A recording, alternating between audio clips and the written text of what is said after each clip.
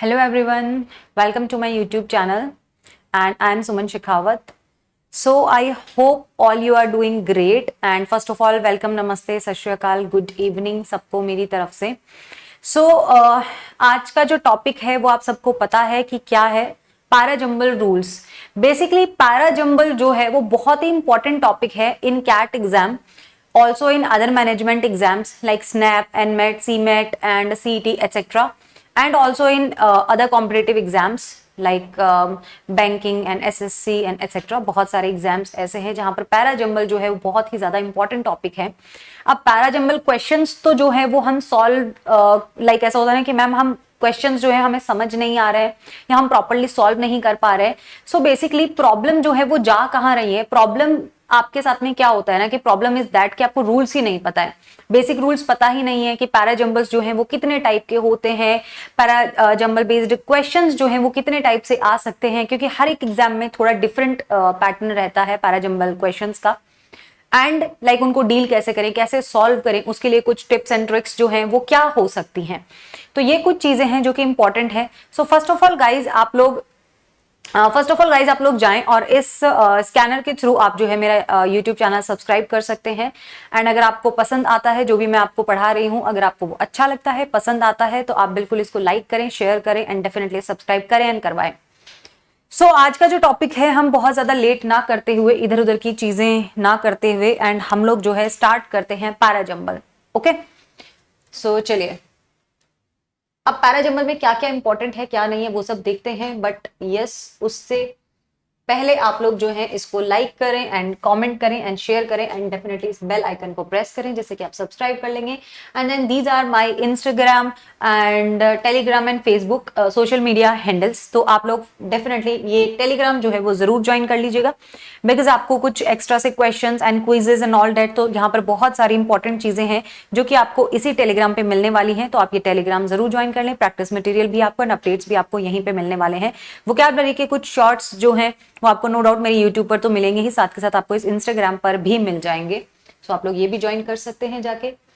चलिए स्टार्ट करते हैं. First of all I think according to me, अगर आप सपोज किसी डॉक्टर के पास जाते हैं, आपको कोई प्रॉब्लम है और आप किसी डॉक्टर के पास जा रहे हैं कि डॉक्टर साहब मुझे ना ये प्रॉब्लम है एंड जो भी है, तो आई थिंक वो आपका सबसे पहले जो चेकअप करेगा वो चेकअप में ये करेगा कि किस टाइप का प्रॉब्लम है आपको. आपसे ये पूछा जाता है कि क्या प्रॉब्लम है, किस टाइप का आपको प्रॉब्लम हो रहा है.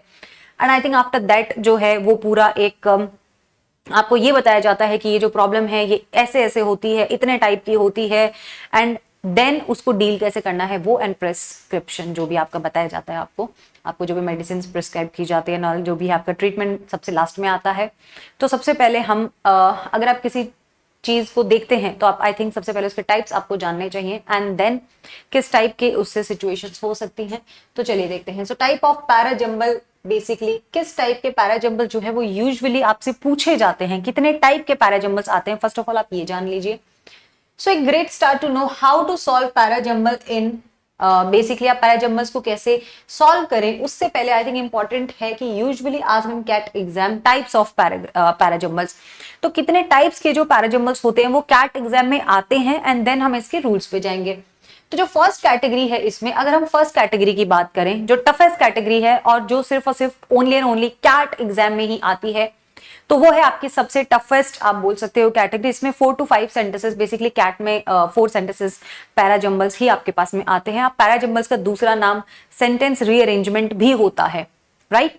तो चलिए हम देखते हैं फर्स्ट कैटेगरी के बारे में देखते हैं.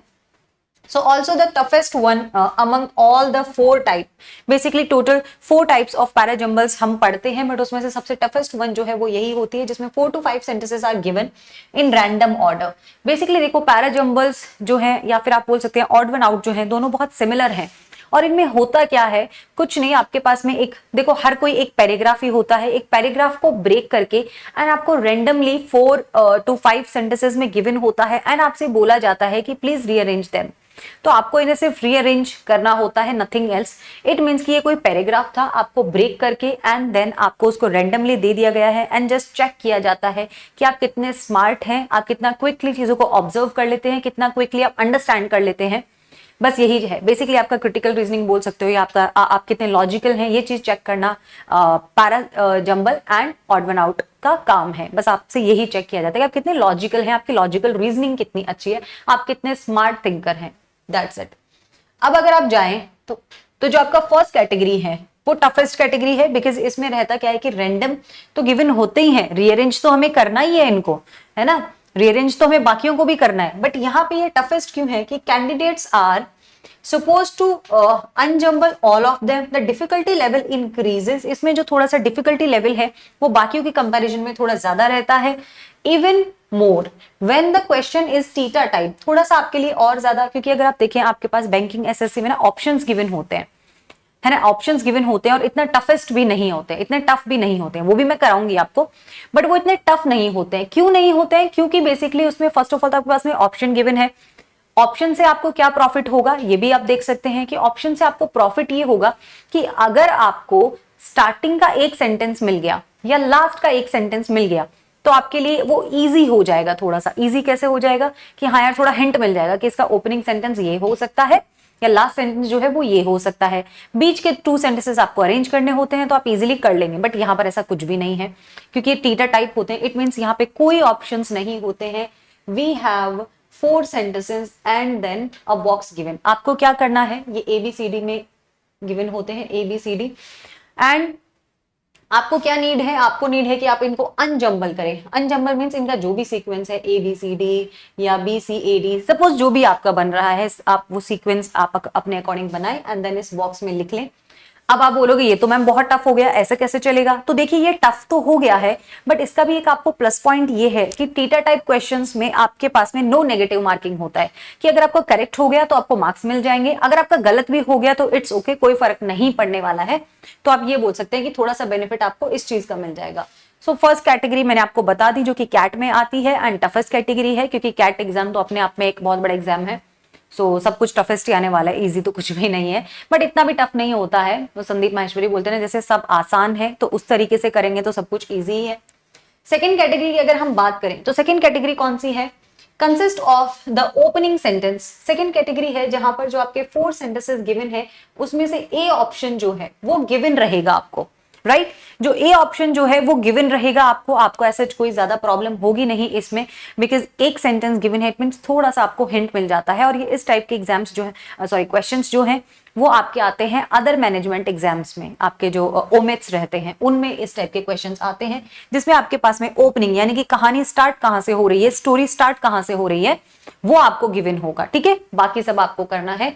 तो यस, ये आप ये बोल सकते हैं कि थोड़ा सा आपको बाकियों को अरेंज करना है, आप नॉलेज के अकॉर्डिंग, प्रायर नॉलेज के अकॉर्डिंग आप कर सकते हैं। अब वो कैसे सॉल्व करना है वो मैं आपको बताऊंगी। थर्ड कैटेगरी की अगर मैं बात करूं तो बेसिकली थर्ड कैटेगरी में क्या होता है आपके पास में कि द क्लोजिंग सेंटेंस, यानी कि जो 4 सेंटेंसेस जो है, अब इस बार आपको ओपनिंग गिवन नहीं होगा, जो कंक्लूजन है यानी कि जो लास्ट पार्ट है या लास्ट सेंटेंस जो है वो आपको गिवन होगा, बाकी को आपको अरेंज करना है, दैट्स इट। तो आपके पास में लास्ट सेंटेंस जो है वो गिवन होगा और बाकी का आपको अरेंज करना है उसमें। ठीक है, ये हो गया third category. And the fourth category तो और भी ज्यादा सिंपलेस्ट कैटेगरी मैं मानती हूं, जिसमें आपको ओपनिंग भी गिवन होगा और कंक्लूजन भी गिवन होगा। बीच के जो सेंटेंस है इट मींस बी एंड सी, आपको सिर्फ और सिर्फ ओनली एंड ओनली उन्हीं को अरेंज करना है, सिर्फ और सिर्फ उन्हीं पे फोकस करना है, उन्हीं को देखना है कि हाँ भैया क्या चल रहा है। और वो वैसे भी एक्सप्लेनेशन होते हैं जैसे कि मैं आपको अपने लास्ट लेक्चर में बता चुकी हूं, बट मैं फिर से आपको रूल्स बताऊंगी।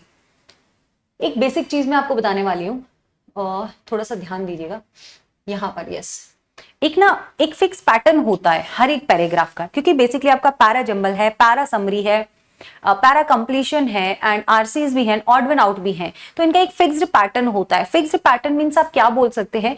फिक्स पैटर्न मींस आप ये बोल सकते हैं कि ये है क्या, ये एक पैराग्राफ बेस्ड ही क्वेश्चंस हैं, है ना। आरसी तो डेफिनेटली एक पैराग्राफ है ही, पैसेज ही है, बट अगर आप जाएं इनमें तो ये सब पैरा बेस्ड टॉपिक के ही, पैरा बेस्ड अगर आप देखा जाए तो उसी में ये सब टॉपिक्स आते हैं।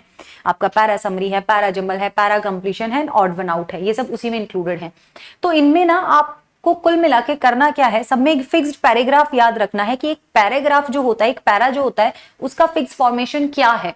और पैराग्राफ का फिक्स्ड फॉर्मेशन क्या होता है कि आपका जो फर्स्ट पार्ट जो होता है first part of the paragraph क्या करता है, क्योंकि हर एक पैराग्राफ किसी न किसी टॉपिक पे होता है, किसी न किसी टॉपिक पे आपको गिवन होता है, तो जो आपका स्टार्टिंग पार्ट होता है ना, जो आपका first part of the paragraph होता है, उसका क्या काम होता है, उसका काम होता है उस टॉपिक को इंट्रोड्यूस करना, राइट? उस टॉपिक को क्या करना, इंट्रोड्यूस करना। एंड जो आपका सेकेंड पार्ट है, जो आपका second part of the paragraph होता है, यानी कि आपका जो पैरा है कोई भी, वो स्टार्टिंग में उस टॉपिक को इंट्रोड्यूस कर रहा होगा कि ये किस मुद्दे पर बात है, राइट? अब इंट्रोड्यूस तो कर दिया, यानी कि उसे बता तो दिया, अब नेक्स्ट क्या करेगा, नेक्स्ट करेगा उसको डिफाइन। तो सेकेंड पार्ट जो है वो हमेशा ही क्या करता है, डिफाइन करता है। नॉट ऑलवेज नेसेसरी कि डेफिनेशन इज गिवन, जरूरी नहीं है कि आपके पास में डेफिनेशन गिवन होगा, बट यस इंट्रोड्यूस तो कर रहा होगा। चलिए सी पार्ट में अगर मैं आती हूं तो वो क्या करता है, उसी टॉपिक को एक्सप्लेन करता है। इसका काम क्या होता है, एक्सप्लेनेशन का काम होता है, ये एक्सप्लेन करता है, राइट? द फोर्थ पार्ट जो है आपका, fourth part of the paragraph क्या करता है, आपको इंट्रोड्यूस करता है, डिफाइन करता है, एक्सप्लेन करता है। नाउ ये क्या करेगा, ये आपको देगा कंक्लूजन। आप इसको कंक्लूजन भी कह सकते हैं एंड आप इसको रिजल्ट भी कह सकते हैं। देखें, आई होप कि आपको मेरा राइटिंग समझ आ रहा होगा, बिकॉज बहुत ज्यादा ही सुंदर है कुछ मेरी तरह, या कुल मिला के मैं ये भी कह सकती हूँ कि बहुत ही ज्यादा बकवास राइटिंग है। तो आई होप आपको समझ आ रहा होगा। अब मैं जो बोल रही हूँ आप उस पर कॉन्सेंट्रेट करें, आई होप आप समझ जाएंगे।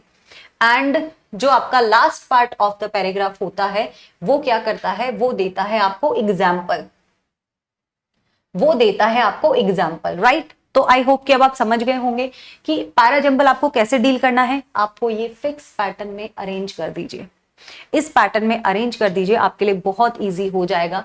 इट मीन्स कि आपको सबसे पहले, क्योंकि कैट में तो हमारे पास कुछ भी गिवन नहीं होता है, एम आई राइट? तो आपको सबसे पहले क्या करना है, इंट्रोडक्शन वाला पार्ट फाइंड आउट करना है, ओपनिंग फाइंड आउट करना है। और ओपनिंग क्या होगा, एक इंट्रोडक्शन होगा, एक इंडिपेंडेंट। इंट्रोडक्शन क्या होता है, हमेशा इंडिपेंडेंट होता है, पीछे किसी से भी कनेक्टेड नहीं होता है, इंडिपेंडेंट होता है वो सेंटेंस अपने आप में, राइट? तभी तो वो इंट्रोड्यूस कर रहा है टॉपिक को। सो जो आपका सेकेंड पार्ट है, जो आपका सेकेंड पार्ट है ना, वो क्या करता है, डिफाइन करेगा। अगर डेफिनेशन गिवन है तो आप देखिए, अदरवाइज आप इस पॉइंट को स्किप भी कर सकते हैं। देन आप क्या देखेंगे, एक्सप्लेनेशन फाइंड आउट करेंगे कि यार इस टॉपिक का आगे एक्सप्लेनेशन क्या है, क्या बात हो रही है, क्या एक्सप्लेन कर रहा है, हम वो देखते हैं। एंड द नेक्स्ट पार्ट जो है वो क्या होगा, या तो कंक्लूड कर रहा होगा, रिजल्ट दे रहा होगा उसी टॉपिक से, उसी को कंक्लूड कर रहा होगा, राइट? जो ऊपर जो पूरा सिचुएशन चल रहा है, जो पूरा मुद्दा आपको बताया हुआ है, उसी को वो कंक्लूड कर रहा होगा, उसका रिजल्ट दे रहा होगा। एंड द लास्ट पार्ट क्या हो सकता है, एग्जाम्पल। कभी कभी ये भी स्किप होता है, जरूरी नहीं है कि हमेशा गिवन हो भी सकता है, नहीं भी हो सकता।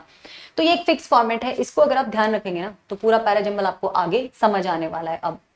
अब हम क्या देखने वाले हैं, ये चीज मैंने आपको क्यों बताई, बिकॉज ये इंपॉर्टेंट है स्ट्रैटेजीज में, जो कि हम अब डिस्कस करने वाले हैं, राइट? अब हम क्या डिस्कस करेंगे, कुछ स्ट्रैटेजीज टू सॉल्व पैराजंबल, यानी कि how to solve parajumbles in a right way. एक राइट वे में, एक राइट प्रॉपर पैटर्न के साथ में हम पैराजंबल्स को कैसे सॉल्व कर सकते हैं, वो अब हम देखते हैं। सो फर्स्ट स्टेप क्या है, find the purpose of the sentence.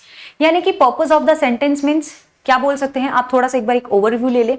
आप जो भी आपका क्वेश्चन है पैराजंबल का, आप उसका एक ओवरव्यू ले लें। ओवरव्यू ले लें मीन्स एक बार उसको नजर में से निकाल लें, उसको देख लें और ये देखें कि इसमें मुद्दा क्या चल रहा है, टॉपिक क्या है ना? और वो टॉपिक कैसा है, पॉजिटिव या नेगेटिव।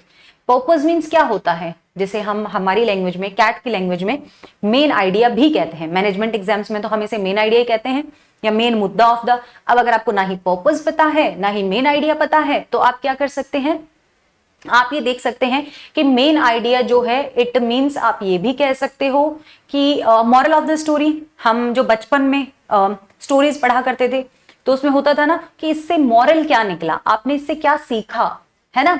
या ऑथर ने इसके थ्रू आपको क्या सिखाया, तो आप उसको क्या बोलते हैं, वही तो होता है हमारा मेन मुद्दा या मेन आइडिया या पर्पस। तो आप वो पर्पस फाइंड आउट करने की कोशिश करें कि ये किस टॉपिक पे गिवन है, राइट? यानी कि इस पे जो पैराग्राफ जो ये गिवन है ना, जिसको हमें ब्रेक करके कंफ्यूज करके कहा गया कि चलो इसको फिर से अरेंज करो, तो ये किस टॉपिक पे पैराग्राफ है, तो आप वो फाइंड आउट कर लीजिए, जो कि बहुत ही ज्यादा इंपॉर्टेंट है। क्योंकि एट द एंड बनाना तो आपको पैराग्राफ ही है, एक कोहेरेंट पैराग्राफ। इट मीन्स की अंडरस्टैंडिंग पैराग्राफ जो इजिली समझ में आ रहा हो, एक प्रॉपर पैराग्राफ आपको बनाना है। एटलीस्ट क्या हो, जो कोई सेंस दे रहा हो इस टाइप का, आप ये बोल सकते हैं। चलिए, तो ये तो हमने देख लिया। अब सेकंड स्टेप जो है वो हमारा क्या होगा, identify the start and the closing sentence. आपको क्या आइडेंटिफाई करना है? मैं जब स्टार्टिंग में साइड में गई थी तो मैं इसीलिए गई थी, हर एक स्लाइड का आप स्क्रीनशॉट ले लें और इसे और ज्यादा अगर आपको इसको इन चीजों को रीड करना है तो आप कर लें। वैसे तो मैं अच्छे से एक्सप्लेन कर ही दूंगी, but if you want make notes तो आप नोट्स बना सकते हैं इनका स्क्रीनशॉट लेके। सो identify the start and closing sentence. So first of all आपको क्या करना होता है कि आप जो इंट्रोडक्शन है, यानी कि हमारा पैराग्राफ स्टार्ट, देखो बहुत इजी हो जाएगा। सपोज हमें पता है कि जस्ट इमेजिन कि एक जो पैराग्राफ है, यानी कि 4 सेंटेंसेस गिवन है, A B C and D, and you need to rearrange them. तो आप क्या करें, कोशिश करें कि इसका जो ओपनिंग पार्ट है, यानी कि स्टार्टिंग इंट्रोडक्शन, इंट्रोडक्शन मीन्स आपको जहां पे टॉपिक बताया जाता है, टॉपिक एक्सप्लेन किया जाता है, राइट? तो आप क्या करें, उसको फाइंड आउट करने की कोशिश कर लें। अब जस्ट इमेजिन आपको पता चल गया ए जो है वो ओपनिंग सेंटेंस है, राइट? अब आप क्या करेंगे, ये देखें कि ये टॉपिक जो है, ये मुद्दा स्टार्ट तो यहां हुआ था, एंड कहां जाके हो रहा है, तो आप उसको भी फाइंड आउट कर लें, राइट?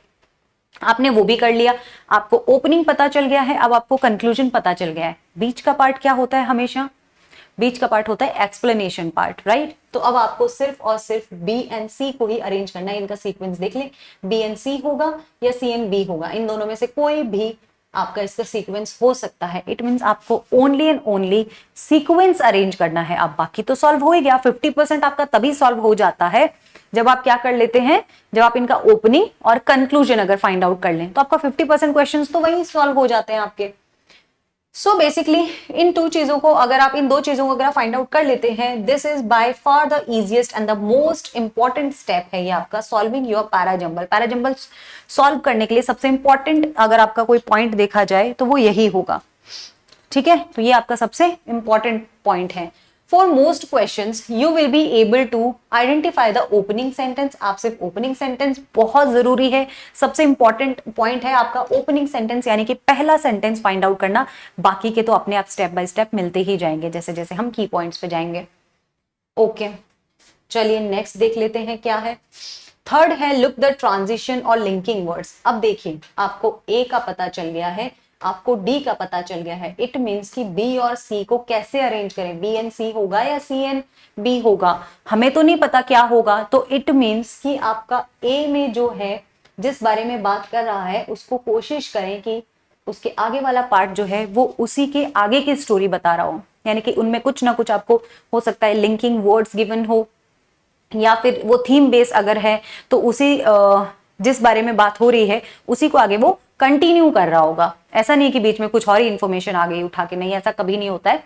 जो एक इंफॉर्मेशन गिवन है उसी के नेक्स्ट जो स्टेप है वो उसी को आगे फॉलो कर रहा होगा, कोई न्यू इंफॉर्मेशन ऐड नहीं करेगा कभी भी। अगर कोई न्यू इंफॉर्मेशन है तो आप उसे लास्ट में रख सकते हैं, बट बीच में कभी ना रखें। ओके, अब ये चीजें जो लिंकिंग वर्ड्स हैं एंड जो ट्रांजिशन वर्ड्स जो होते हैं, उनको फाइंड आउट करने में क्या चीजें ऐसी हैं जो हमें हेल्प करती हैं, वो है हमारा पर्पस, यानी कि पूरे पैराग्राफ का पर्पस क्या है, हमें बताना, हमें क्या समझाना चाह रहा है पैराग्राफ, और जो पैराग्राफ का टोन है। अब टोन मीन्स कैसे? टोन मीन्स होता है ये कि अगर आपका कोई पॉजिटिव पैराग्राफ है, एक पॉजिटिव पैराग्राफ अगर आपको गिवन है randomly and you need to arrange it, तो आपको क्या करना है, टोन फाइंड आउट करना है। इट मीन्स की टोन जो है, आपका जो पैराग्राफ है वो पॉजिटिवली स्टार्ट हुआ है या नेगेटिवली स्टार्ट हुआ है, यानी कि जो पर्पस है वो आपको क्या बताना चाह रहा है। अगर आपका पैसेज किसी को प्रेज कर रहा है, किसी के बारे में कुछ अच्छी बातें बता रहा है, कुछ पॉजिटिव पॉइंट्स बता रहा है, इट मीन्स आपका जो पैराग्राफ है वो पॉजिटिव है। और अगर आपका ऑथर जो है वो किसी को क्रिटिसाइज कर रहा है, किसी की बुराइयां कर रहा है, किसी के बारे में कुछ गलत बोल रहा है, या फिर किसी के साथ कुछ गलत हुआ है, वो चीज आपको बता रहा है, am I right? It means कि वो एक नेगेटिव पैराग्राफ है। तो आप ऐसे टोन फाइंड आउट कर सकते हैं। ज्यादा डीप में अभी नहीं जाना है, क्योंकि वो जो और टोन्स होती हैं वो आपके आरसीज में आती है, ना कि यहाँ। तो आपको करना क्या है, बेसिकली पॉजिटिव नेगेटिव के बीच को थोड़ा सा डिफरेंशिएट कर लो, डिफरेंस देख लो। ओके, सो आपको इस टाइप से करना है। You might find linking words like, कुछ इस टाइप से भी लिंकिंग वर्ड्स होते हैं यहाँ। ये तो बहुत इजी पैटर्न हो जाता है अगर इस टाइप से गिवन हो कुछ, जैसे कि अगर आपके पास में स्टार्टिंग में फर्स्टली आया है, तो वी नो कि इसके बाद में सेकेंडली आएगा, फर्स्टली, सेकेंडली, लाइकवाइज, इस टाइप से भी कुछ हो सकता है। हाँ, if it is contradictory in nature, अगर आपका जो पैराग्राफ है, पैसेज है, वो थोड़ा कॉन्ट्राडिक्टरी है, यानी कि स्टार्टिंग में तो कुछ पॉजिटिव बता रहा था, बाद में कुछ नेगेटिव भी बता रहा है, तो you will be find words like on one hand, या फिर although, nevertheless, and on the other hand, है ना, तो कॉन्ट्रारी, इस टाइप से कुछ वर्ड्स आपको मिल सकते हैं जो कि क्या बताते हैं कि यहां तक तो आपका पैराग्राफ पॉजिटिव था, एक पॉइंट पे बात कर रहा था, अब उसी पॉइंट के अपोज कर रहा है, उसी पॉइंट को अपोज कर रहा है, उसी के अपोजिट बात कर रहा है, राइट। तो इस टाइप से आपका कॉन्ट्राडिक्टरी हो सकता है। नेक्स्ट स्टेप जो है, आइडेंटिफाई मैंडेटरी पेयर्स। देखिए कुछ मैंडेटरी पेयर्स गिवन होते हैं, नॉट ऑलवेज नेसेसरी कि आपको हर एक उसमें पैराजम्बल में ऐसा गिवन हो, ऐसा ही हो, बट यस मोस्टली हमें मैंडेटरी पेयर्स मिल ही जाते हैं। और आप मैंडेटरी पेयर्स को अगर फाइंड आउट कर लें, यानी कि भैया ए और बी तो जो है वो क्या है, वो क्या है, ए और बी तो जो है वो इंपॉर्टेंट है, यानी कि इन दोनों का पेयर तो बनेगा ही बनेगा, है ना। तो आप उन मैंडेटरी पेयर्स को, यानी कंपल्सरी पेयर्स को अगर आप फाइंड आउट कर लें, अच्छा जैसे मैं बताती हूँ, जैसे कि आपका ये है फर्स्टली एंड सेकेंडली, ये क्या है, आपको टू सेंटेंसेस गिवन है, एक के स्टार्टिंग में फर्स्टली आ रहा है, एक के स्टार्टिंग में सेकेंडली आ रहा है, क्या ये दोनों के दोनों सेंटेंसेस मैंडेटरी पेयर नहीं है, क्या ये दोनों साथ में नहीं आएंगे। इट मीन्स तो यही होगा ना कि ये दोनों के दोनों वर्ड साथ में आएंगे, क्योंकि एक के स्टार्टिंग में फर्स्टली है, एक के स्टार्टिंग में सेकेंडली है, एम आई राइट। तो ये दोनों मैंडेटरी पेयर्स हैं, ये साथ में ही आएंगे हमारे, है ना। तो इस टाइप से भी आप पेयर्स बना सकते हैं, तो मैंडेटरी पेयर्स बनाने की कोशिश करें, बाकी प्रैक्टिस जब हम करेंगे इन क्वेश्चंस के आगे तो हम देख लेंगे। तो इनका प्रैक्टिस लेक्चर भी होगा, नेक्स्ट लेक्चर जो है वो पैराजम्बल का प्रैक्टिस सेशन ही है। ओके, सो वर्ल्ड्स बेस्ट अप्रोच, जो कि मैंने आपको वर्ल्ड्स बेस्ट अप्रोच में आपको ऑलरेडी बता चुकी हूं, इससे बेटर कोई अप्रोच ही नहीं है पैराजम्बल्स को सॉल्व करने की। इसी पैटर्न से हम ऑड वन आउट भी करेंगे और बहुत इजी लगेंगे आपको अगर आप इस पैटर्न से करते हो। इस पैटर्न से कैसे करने हैं भैया, हमें ये भी देख लें जरा आप कैसे करने हैं, कि जो first part of the sentence होगा या पैराग्राफ होगा वो इंट्रोडक्शन होगा, सेकेंड पार्ट जो है वो डेफिनेशन होगा, थर्ड पार्ट जो है वो एक्सप्लेनेशन होगा, फोर्थ पार्ट हमेशा कंक्लूजन होगा, and the fifth part is example. ये सबसे बेस्ट अप्रोच है। अगर आप इस पैटर्न से पैराजम्बल्स को सॉल्व करते हो, आई एम 100% श्योर कि आप गलत जा ही नहीं सकते, बिल्कुल सही जाएंगे आपके आंसर्स। ओके, तो बेसिकली ये है हमारे पास में। अब अगर मैं थोड़ा आपको बताऊं तो ये आपके पास में एक क्वेश्चन है, तो आप थोड़ा सा इसको देखें कि हाँ यार इसमें हम इस क्वेश्चन को हम कैसे सॉल्व कर सकते हैं। बेसिकली मैंने जो आपको बताया है वो क्या है, आई होप कि आप समझ गए होंगे। आपको क्या करना है, वो एक पैटर्न, फिक्स पैटर्न याद रखना है। आपके पास में जो सबसे टफेस्ट, कैट में जो है वो सबसे टफेस्ट वन ही पैटर्न आने वाला है, बाकी उससे कम जो है वो आपके अदर मैनेजमेंट एग्जाम में रहते हैं, जहां कभी आपको ओपनिंग गिवन होता है, कभी आपको कंक्लूजन, और अगर आप बैंकिंग एसएससी में जाते हैं तो आपको बहुत बार दोनों ही गिवन होते हैं, या फिर अगर गिवन नहीं भी होते तो बहुत इजी लैंग्वेज आते हैं। कैट का थोड़ा सा स्टैंडर्ड लैंग्वेज रहता है। तो आप ये देख चुके होंगे, पहले आपको टॉपिक फाइंड आउट कर लो, टॉपिक क्या है। अभी एक क्वेश्चन दे रही हूं, हम क्वेश्चन को सॉल्व करते हैं, तो आपको फर्स्टली क्या करना है, आपको टॉपिक फाइंड आउट करना है कि यार ये जो टॉपिक है वो किस बारे में है, क्या कहना चाह रहा है, एंड देन आप क्या करेंगे, आइडेंटिफाई द स्टार्ट एंड कंक्लूजिंग, यानी कि first sentence and last sentence को फाइंड आउट करने की कोशिश करें। बस एक चीज हमेशा ध्यान रखना कि जो आपका ओपनिंग सेंटेंस होता है ना, ओपनिंग सेंटेंस, आप उसे पहचानेंगे कैसे, पहले सेंटेंस को वो हमेशा इंट्रोड्यूस कर रहा होगा किसी ना किसी टॉपिक से, या फिर आपके पास में जैसे कि मोस्ट हो गया, वंस हो गया, या कोई आर्टिकल गिवन हो सकता है ना, कोई आर्टिकल भी गिवन हो सकता है, जैसे ए एन द कोई आर्टिकल गिवन हो, तो इस स्टेप से आप पहचान सकते हैं कि ये हमारा ओपनिंग सेंटेंस है, फर्स्ट सेंटेंस है। इंडिपेंडेंट होगा, कभी भी ऐसे स्टार्ट नहीं होगा, वैसे 99% नहीं होता है, 1% एक्सेप्शंस तो कहीं भी पॉसिबल है, बट कभी भी ऐसे if, but, they, we, she, he ऐसे गिवन नहीं होता है ओपनिंग सेंटेंस। तो आप पहचान सकते हैं कि कोई भी इनकम्प्लीट इंफॉर्मेशन नहीं दे रहा होगा। एंड जो आपका कंक्लूजन होगा, यानी कि last part of the paragraph, आप उसे कैसे पहचानेंगे, आप उसे पहचानेंगे उसमें कोई ना कोई रीजन गिवन हो सकता है या रिजल्ट गिवन हो सकता है, जैसे कि हेंस हो गया, सो हो गया, एंड बिकॉज हो गया। सो इस टाइप के वर्ड्स जो हैं वो आपको गिवन होते हैं लास्ट सेंटेंस में, यानी कि लास्ट पार्ट जो है आपका पैराग्राफ का, वहां पर, क्योंकि ये सब रिजल्ट शो करते हैं, कंक्लूजन शो करते हैं, दैट्स व्हाई। तो ये चीजें कुछ आपको ध्यान में रखनी है। और लिंकिंग वर्ड्स, फिर आप देखें कि आप इनको कैसे वो कर सकते हैं, यानी कि आप ये बोल सकते हो कि कैसे लिंक बना सकते हो, वो मैं आपको बता चुकी हूँ। आप ट्रांजिशन वर्ड्स के थ्रू बना सकते हैं, या जो मेंडेंटरी पेयर्स होते हैं, यानी कि इसके साथ का पेयर तो यही होगा, वो अब हम देखते हैं कैसे बनाते हैं वो सब। तो चलिए अब आप इस क्वेश्चन को देखें और इसको डील करें। आपके पास में 1 मिनट है, आप इसे देख लें, then I will explain you. आप इसमें सबसे पहले मुझे कमेंट करके बताइए कि ओपनिंग सेंटेंस जो है वो कौन सा है। ओपनिंग सेंटेंस जो है वो कौन सा है।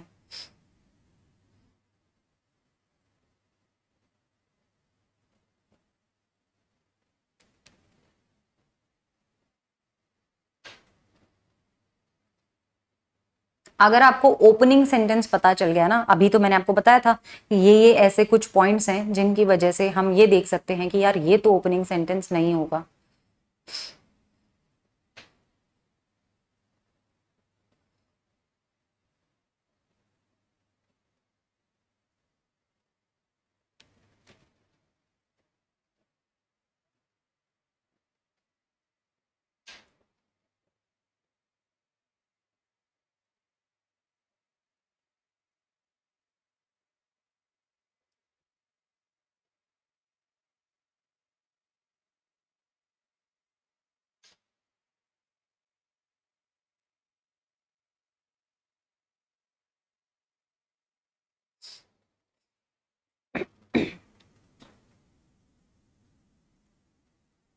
ओपनिंग सेंटेंस आई थिंक आप सबको यहाँ पे समझ में आ गया होगा कि सेकंड जो है, क्योंकि वो एक आर्टिकल से स्टार्ट है, सो दैट्स वाई ये क्या होगा, एक ओपनिंग सेंटेंस होगा, राइट।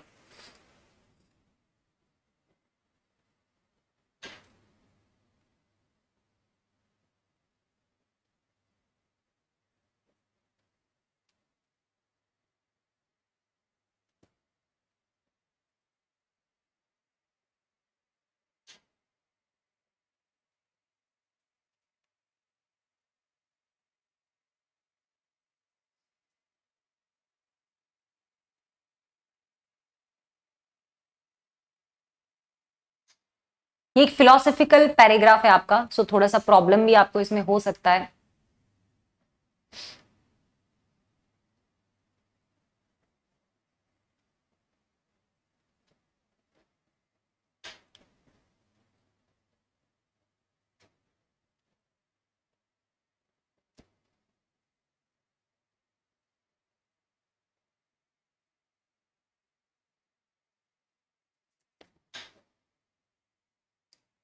देखो ये एक फिलोसॉफिकल पैसेज है।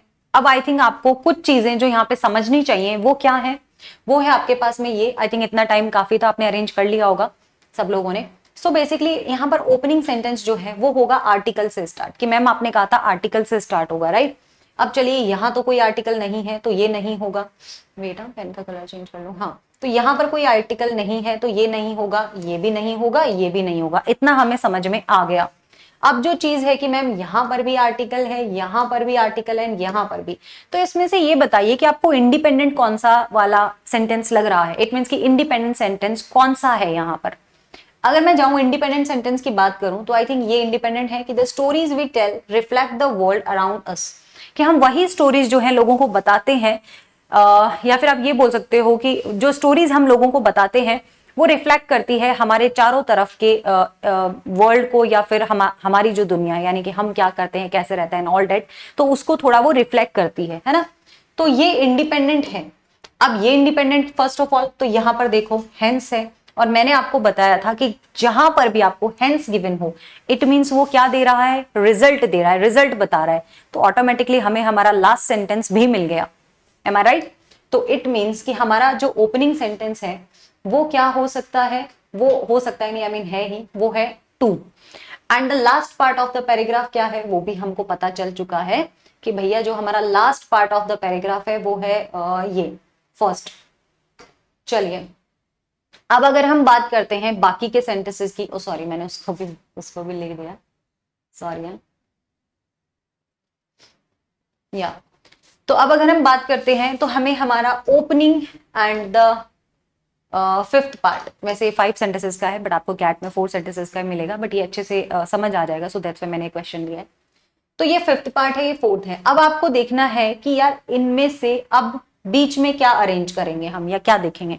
देखो स्टार्ट कहां से हो रही है story. The stories we tell reflect the world around us, की हम जो भी स्टोरीज बताते हैं वो बेसिकली उस चीज को रिप्रेजेंट करता है, यानी कि आप जो भी बोलते हो, जो भी स्टोरीज बताते हो, जो भी चीजें बताते हो, वो शो करता है कि आप सोचते क्या हो, आपके आसपास की दुनिया कैसी है, क्योंकि हम सोचते वही हैं जो हम हमारे आसपास चल रहा होता है, जो हम देखते हैं। तो बेसिकली अगर देखा जाए तो जो भी हम स्टोरीज बताते हैं वही रिफ्लेक्ट करती है कि आपके चारों तरफ की दुनिया क्या है, आप क्या देख रहे हैं एंड ऑल दैट। अब अगर देखा जाए तो ये कह रहा है कि वी कैन नॉट हेल्प, तो इसलिए ये इसका पेयर नहीं होगा। सेकंड का पेयर थर्ड जो है वो क्यों नहीं होगा, बिकॉज ये बोल रहा है कि हम हेल्प नहीं कर सकते। अब इस ये थोड़ा सा इसके साथ मैच नहीं हो रहा है, यानी कि इससे पहले कोई तो इन्फॉर्मेशन होनी चाहिए थी जो और हमें अच्छे से एक्सप्लेन करे और चीजें अच्छे से एक्सप्लेन करे। तो वो क्या होगा, as soon as we capture a story the world, क्या ये कुछ वर्ड्स नहीं है जो आपके मैच हो रहे हैं यहाँ पर, यानी कि यही तो होते हैं ट्रांजिशन वर्ड्स, यानी कि जो कनेक्ट हो रहे हैं कहीं ना कहीं, कि as soon as we capture a story, क्योंकि स्टोरी कैप्चरिंग की ही बात कर रहा है, रिफ्लेक्शन की बात कर रहा है। तो जितना जल्दी हम कैप्चर करते हैं एक स्टोरी को, the world we were trying to capture has change, यानी कि हम जितना कोई चीज को समझने की कोशिश करते हैं वो उससे आगे दुनिया और चेंज हो जाती है। यानी कि आप ये बोल सकते हैं, इट मीन्स कि आप ये भी कह सकते हैं कि आप जो है किसी चीज को, किसी स्टोरी को, किसी को समझने की, जानने की कोशिश करते हैं तो जो आपके आसपास की जो दुनिया है वो और चेंज हो चुकी होती है ना। नेक्स्ट, हम कुछ हेल्प तो नहीं कर सकते किस चीज में, वर्ल्ड जो आपके पास में गिवन था, है ना, कि वर्ल्ड हैज चेंज्ड, कि जो दुनिया है वो बदल चुकी होती है, चेंज हो चुकी होती है, हम उसमें कुछ हेल्प तो नहीं कर सकते हैं। तो हम क्या कर सकते हैं, the stories that we value, हम कुछ बेसिकली अगर देखा जाए वी कैन नॉट हेल्प, हम कुछ कर नहीं सकते हैं, but retell the story that we value, हम उन स्टोरीज को जो है रीटेल कर सकते हैं, फिर से बता सकते हैं जिन चीजों की हम वैल्यू करते हैं, उन स्टोरीज को हम रीटेल कर सकते हैं। After all they are never quite right for us in our time, जो कि हमारे टाइम में, अब अगर इसको मैं लॉजिकली, अगर थोड़ा हम फिलोसॉफिकल तरीके से अगर इस लाइन को समझें तो इट मीन्स होगा कि देखो आपने सपोज आप कॉलेज में थे या फिर आप स्कूल टाइम में थे एंड आपने कुछ ऐसा किया हो जिसका बहुत बार ऐसा होता है ना कि यार काश कि शायद मैंने उस टाइम पे ऐसे किया होता या मैंने उस टाइम पे ऐसा किया होता। तो वो क्या होता है ना कि उस चीज का हमें एक एक्सपीरियंस हो जाता है कि हाँ यार अगर हमने ऐसा किया होता तो आई थिंक आज हम वहां होते या हमने ये चीज कर ली होती, बट उसका बेनिफिट आपको तो अब नहीं मिल सकता। कभी ऐसा होता है ना कि कई बार आपको कुछ चीजों का बेनिफिट अब नहीं मिल सकता, बट यस आपके जो सिबलिंग्स हैं या आपके कोई दोस्त हैं, आपके छोटे कजिन्स हैं, बहन भाई हैं, सिबलिंग्स हैं, जो भी हैं, आप उनको एक सही पाथ जो है वो गाइड कर सकते हैं। देखो हम कई बार जो है ना कुछ सपोज कि आप जो है कुछ बिजनेस करना चाहते हैं, ठीक है, आपको बिजनेस का बहुत ज्यादा आइडिया नहीं था, या आप स्टॉक मार्केट ही ले लो, आजकल तो यही ट्रेंडिंग में है, तो आप स्टॉक में जो है इन्वेस्ट करना चाहते हैं, आपने सुना कि हाँ यार स्टॉक मार्केट से जो है बहुत अच्छी इनकम हो जाती है, चलो मैं भी करता हूं। अब आपने क्या किया, जाके एवं ही कहीं पे अपने पैसे लगा दिए, राइट, बट वो आपने पूरा एनालिसिस करके नहीं किया ऐसा। बट अगर आपका कोई दोस्त होगा या आपका कोई सिबलिंग हो, कजिन हो, कोई भी अगर ऐसा कर रहा है और आपको उस चीज से नुकसान हो चुका है, तो आप उसको गाइड कर सकते हो कि यार तुम ना ऐसा मत करना, अदरवाइज अगर तुम ऐसा करोगे तो तुम्हें इसका ये नेगेटिव कॉन्सिक्वेंसेस देखने पड़ सकते हैं। एम आई राइट? तो ये भी आप बोल सकते हैं। तो बेसिकली ये क्या हो गया, अब हमें ये तो पता चल गया कि सेकंड का पार्ट क्या था, सेकंड का पार्ट था फिफ्थ एंड फिफ्थ का पार्ट क्या है, थर्ड। अब बचा क्या, उसको लिख दो, ये लीजिए, बन गया हमारा पैराजंबल, बन गया हमारा पैराजंबल, राइट। तो लाइक जरूर कर देना वीडियो को, अगर आपको मैं जो भी चीजें मैंने आपको बताई हैं आपको पसंद आया हो तो आप जरूर लाइक करें। अब इसके और क्वेश्चंस जो हैं वो हम नेक्स्ट क्लास में करेंगे, पैराजंबल प्रैक्टिस नाम से। तो वो इसके जस्ट नेक्स्ट लेक्चर में हम पैराजंबल प्रैक्टिस करने वाले हैं एंड बेसिकली मैं आपको बहुत सारे क्वेश्चंस कराऊंगी एंड PYQs ऑल्सो। तो आप स्टे कनेक्टेड एंड या तो अभी के लिए इतना ही है। आप इन रूल्स को एक काम कर लीजिएगा कि जो भी मैं आपको बेसिक्स बताती हूँ ना, आप उनको नोट्स जरूर बनाएं खुद से, आप उनके नोट्स बनाएं। और अगर ऐसा नहीं है, आप नहीं बना पाते हैं नोट्स, तो मेरे हैंड रिटन नोट्स भी आप लोगों को मिल जाएंगे एज सुन एज पॉसिबल।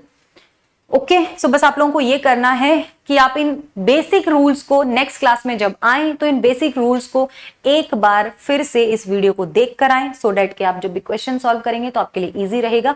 एक बार फिर से वीडियो को देख लेना। अगर कुछ भी समझ नहीं आता है और अगर कुछ और भी प्रॉब्लम हो आपको पैराजंबल में, तो आप कमेंट सेक्शन में मुझे बता सकते हैं कि आपको फर्स्ट ऑफ ऑल तो सेशन कैसा लगा, एंड देन आपको कोई क्वेरी हो, कुछ पूछना हो तो आप कमेंट सेक्शन में पूछ सकते हैं। टेलीग्राम जरूर ज्वाइन कर लीजिएगा, बिकॉज सारा का सारा प्रैक्टिस चीजें जो है वो वहीं मिलेंगे, सारे अपडेट्स भी।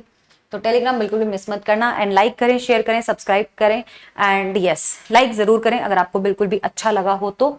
अब मिलते हैं हम कल के टॉपिक में। Bye bye.